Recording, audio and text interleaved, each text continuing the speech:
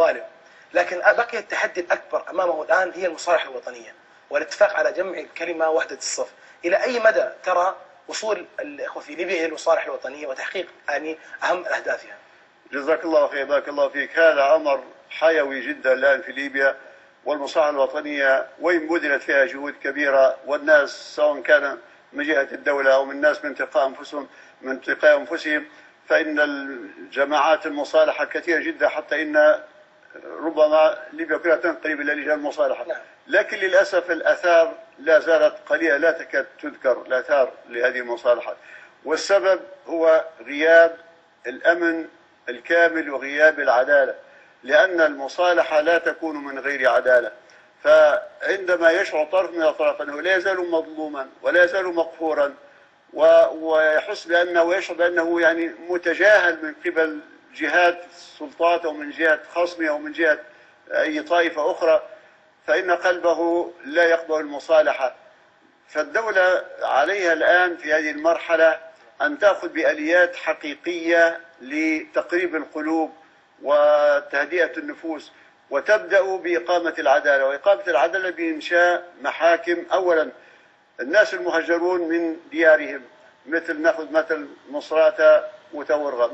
بلد تورغة هجر أهلها بسبب أنهم إن اشتركوا في قتال كبير، جماعات كبيرة منهم اشتركت في انتهاك حرمات في بلدة مصراتة، فبعد ذلك عندما تغلبت مصراتة نالت منهم نيلا كبيرا فاضطروا إلى التهجير، فهجروا الآن وهم مهاجرون في مختلف بلاد الليبية الآن. فالدولة قبل أن تبدأ في المصالحة عليها أن تنظر إلى هؤلاء المهجرين في هذا البرد القارس في الشتاء، ملقون في أماكن في عراء وفي أماكن غير لائقة بالإنسانية. هذه ضرورة إنسانية لابد أن تهتم الدولة بإيوائهم إيواء صحيحا، لأن إذا أوتهم هدأت نفوسهم، ثم بعد ذلك تبدأ في موضوع المصالحات. وبالمناسبة هؤلاء الناس الذين هجروا والآن موجودون في كثير من البلاد الليبية، بعض الناس ينسب إلي فتوى أنا أتبرأ منها ليست صحيحة، يقول أنا أفتيت أنه يجب على هؤلاء الناس أن يبقوا على الأقل عامين مهجرين. لم أقل هذا، وهذا كلام غير صحيح. الذي قلته إن وجودهم الآن بعيد عن بلدتهم ربما فيه مصلحة لأنفسهم، لأنهم لو رجعوا إلى بلدتهم لا نال منهم جيرانهم، لأن الثأر لا يزال يتأجج في النفوس وستكون هناك ضحايا كثيرون بسبب. فلا بأس أن يبقوا الآن حتى تتمكن الدولة من إقامة العدل وإنصاف الناس. هذا الذي قلته، لكن لم أقل أنهم يجب أن يبقوا مهاجرين سنتين.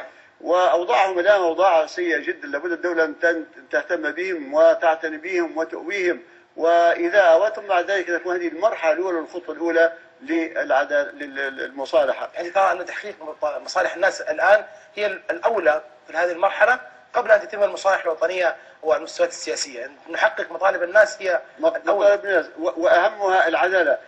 لهذا لا أستطيع أن نقول للإنسان اترك حقك قبل أن نريه حقه، لا يمكن أن يكون هذا مقبولا. ونجد القرآن الكريم في آياته واضحة، نلاحظ أنه كل ما يأمر بالصفح وبالعفو وبالإحسان يقدم الأمر بالعدل الأول. إن الله يأمر بالعدل والإحسان. الله تبارك وتعالى بعد أن قال وكتبنا عليهم فيها أن النفس بالنفس والعين بالعين وذكر القصاص، قال فمن تصدق به فهو كفارة له، ذكر الإحسان بعد القصاص. عندما قال ولكم في القصاص حياة، وقال يا الذين آمنوا كتب عليكم القصاص في القتلى، بعد ذلك ذكر العفو وذكر الإحسان وذكر يعني فلا يسرف في القتل إنه كان منصورا. فالأمر إذن العدالة وتحقيق العدالة لابد هي شرط أساسي. عندما قال القرآن وجزاء سيئة سيئة مثلها فمن عفا وأصلح، إن أمر بالقصاص أولا، وجزاء سيئة سيئة مثلها، ثم قال فمن عفا وأصلح فأجر على الله. هذا يدل على هذا أمر طبيعي، لأن الله عز وجل عالم بنفوس الناس وعالم بما يؤدي إلى تهدئتها وقبولها للمصالحة قبول الحق.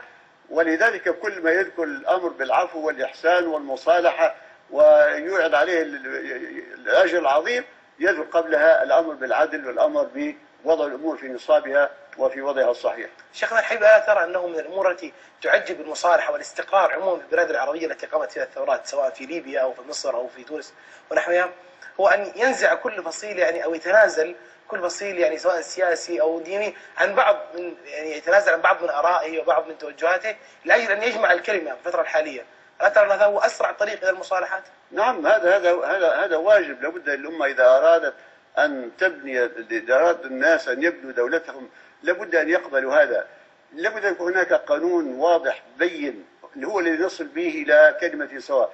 من ثبت عليه يعني تورط في دماء أو تورط في أموال لابد أن نقدمه إلى العدالة وإلى أهل الحق، فإذا أهل الحق انتصفوا منهم انتصفوا وإن تركوا حقا، وهذا هو الأولى وهذا هو الذي ينبغي أن يعمله الناس.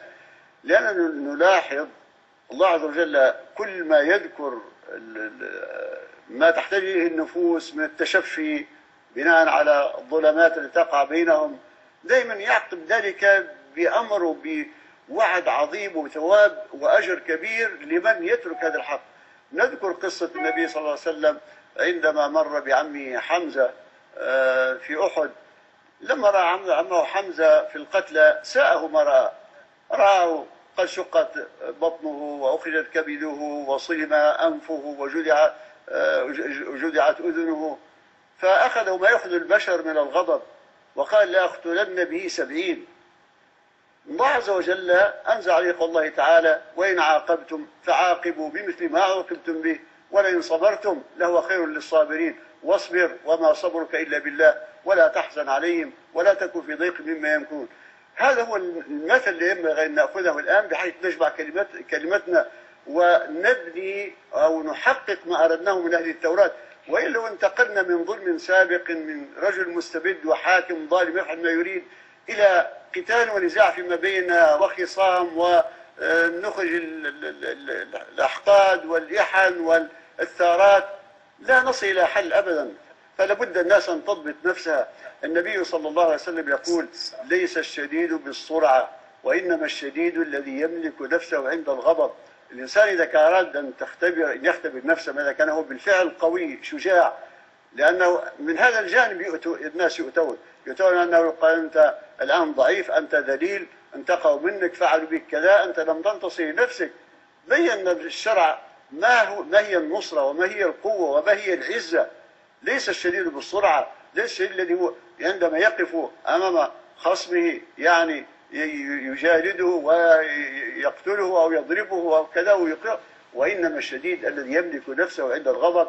إذا جاء الموقف الذي كان الإنسان فيه أشد ما يكون غضبا ملك نفسه وترك حقه لله عز وجل. يعني حتى القصاص من الظالمين لا يجب أن يكون فيه ثأر، وإنما يكون يعني حتى القصاص من ظلم أو من طغى لا يجب أن يكون فيه ثأر، وإنما يكون بقدر القصاص الذي فعل الأمر. نعم، وجزاء سيئة سيئة مثلها فمن اعتدى عليكم فاعتدوا عليه بمثل ما اعتدى عليكم، لأن الظالم لا يظلم. الله عز وجل يقول يا أيها الذين آمنوا لا يجرمنكم شنآن قوم على ألا تعدلوا اعدلوا وأقربوا التقوى.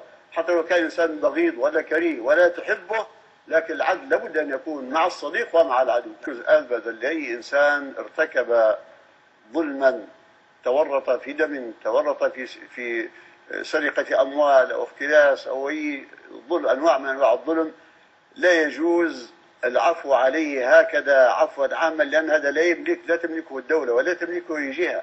هذا حق عام للناس كلهم. كيف تستطيع يعني الذي يعفو هو صاحب الحق. ومن قتل مظلوما فقد جعلنا لوليه سلطان. لم يقل الله عز وجل